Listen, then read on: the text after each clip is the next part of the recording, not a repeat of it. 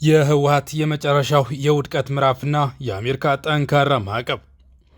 የታሪክ መዛግብት እንደሚያስረዱት የህዝብን እንባና ደም የጠገቡ አምባገነኖችና የጦርነት ነጋዴዎች የመጨረሻ ግብዓተ መሬታቸው ምንጊዜም የከፋ ይሆናል።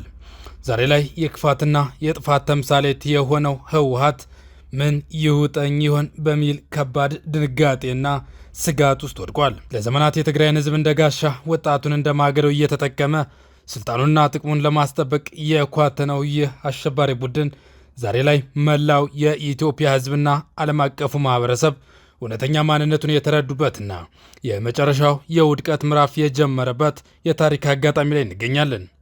ይህ የጥፋት ጉዞ በቅርበት ሲከታተል የቆየው የነጩ ቤተ መንግስት የአሜሪካ የውጭ ጉዳይ ሚኒስትር ሰኔ 11 ቀን 2018 ዓ.ም ባወጣው ይፋዊ መግለጫ የህወሓትን እብሪትና የጦርነት አጫሪነት በግልጽ አውግዟል።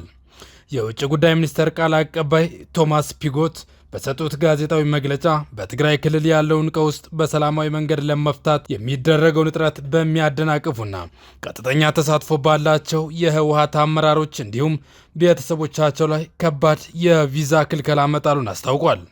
ይህ ውሳኔ ቡድኑ በምስራቅ አፍሪካ ዋነኛ የሰላም ስጋት መሆኑን የአሜሪካ በሚገባ መረዳቷን ያሳየ ታሪካዊ እርምጃ ነው። የአሜሪካ የውጭ ጉዳይ ሚኒስትር ማርኮ ሩቢዮ በሀገሪቱ የኢሚግሬሽንና ዜግነት አዋጅ አንቀጽ 212 ህዝባር ኤ ህዝባር 3 ህዝባር ሲ መሰረት የአሜሪካ ህዝብና መንግስት በሰጣቸው ህጋዊ ስልጣን መሰረት ይህንን ጠንካራ እርምጃ መተግበር መጀመራቸው ለህወሓት መሪዎች የፍርሃትና የድንጋጤ ማዕበል ፈጥሮባቸዋል። በንጹሐን ደም የናጠጡ የሀገርን መከላከያ ሰራዊት በግልጽ እየተሳደቡ የሀገርን ሰላም እያደፈረሱ የቡድኑ መሪዎች ከእንግዲህ ወደ አሜሪካ ምድር መርገጥ ቀርቶ ስለ አሜሪካ ማውራትም እንዳይችሉ ተደርገዋል። የህወሓት አረመኔነት ካልደፈረሰ የማይጠራው የስልጣን ጥማቱ ዛሬም በትግራይ እናቶችና ህፃናት ላይ ዘግናኝ የሰብአዊ መብት ጥሰቶችን እያደረሰ ይገኛል። ልጆቻቸውን ለጦርነት ማገዶነት አንሰጥም ያሉ የጦርነት ነጋሪት ማስተጋባቱን የተቃወሙ ጀግኖች የትግራይ እናቶች በጨለማ እስር ቤቶች ውስጥ ታጉረው ይገኛሉ። ቤተሰቦቻቸውና ወላጆቻቸው እንዳይጠይቋቸው ተከልክለው በራሳቸው ልጆች አስተዳዳሪ ነን በሚሉ ጨካኞች የአካልና የስነ ልቦና ስቃይ እየተፈጸመባቸው ያለው ግፍ የሰማይና የምድርን አምላክ የሚያስቆጣ ሆኗል። ቡድኑ በትግራይ ዋና ዋና ከተሞች ፊታቸውን የሸፈኑ አጋዚ ገዳይ ታጣቂዎችን በማሰማራት መጠነ ሰፊ የወጣቶች አፈሳ እያካሄደ ይገኛል። ይህ አልበቃ ብሎት ዳግም ለጦርነትና ለጥፋት እንደማይሰለፉ በግልጽ የተናገሩ የቡድኑን እብሪት በእውቀታቸው የሞገቱ የትግራይ ወጣቶችና ምሁራን በአደባባይ እየተረሸኑ ይገኛሉ።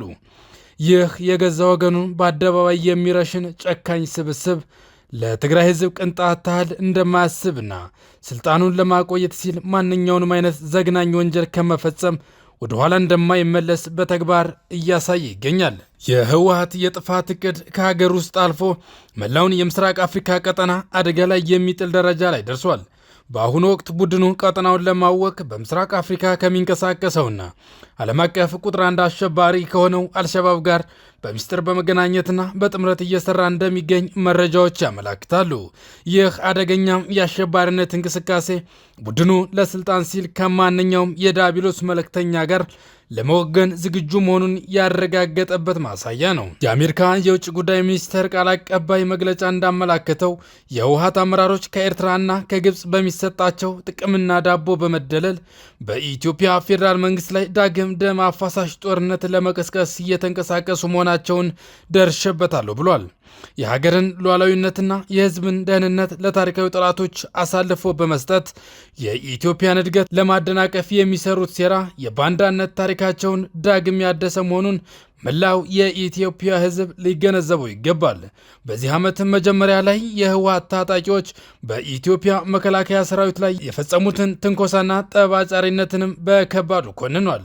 በትግራይና በአጎራባች ክልሎች የተገነቡ መሰረተ ልማቶች፣ ትምህርት ቤቶች፣ ሆስፒታሎችና የህዝብ ንብረቶች ሙሉ በሙሉ እንዲወድሙ ምክንያት ሆኗል ሲል በመግለጫው አመላክቷል። የዚህ ሁሉ የህይወት መጥፋትና የንብረት ውድመት ቀጥተኛ ተጠያቂው የህወሓት እብሪተኛ አመራር መሆኑን ዓለም ዓለም እንዲያውቀው ተደርጓል ሲል የአሜሪካ የውጭ ጉዳይ መስሪያ ቤት አስታውቋል።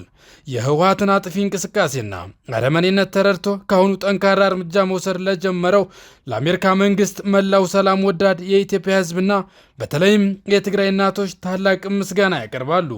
ይህ ውሳኔ የዘገየ ቢሆንም የጽንፈኛውን ቡድን ክንፍ የሚሰብርና ለቀጠናው ሰላም መከበር ትልቅ አስተዋጽኦ የሚያበረክት መሆኑ ሊበረታታና ሊደገፍ የሚገባው ትልቅ ተግባር ነው።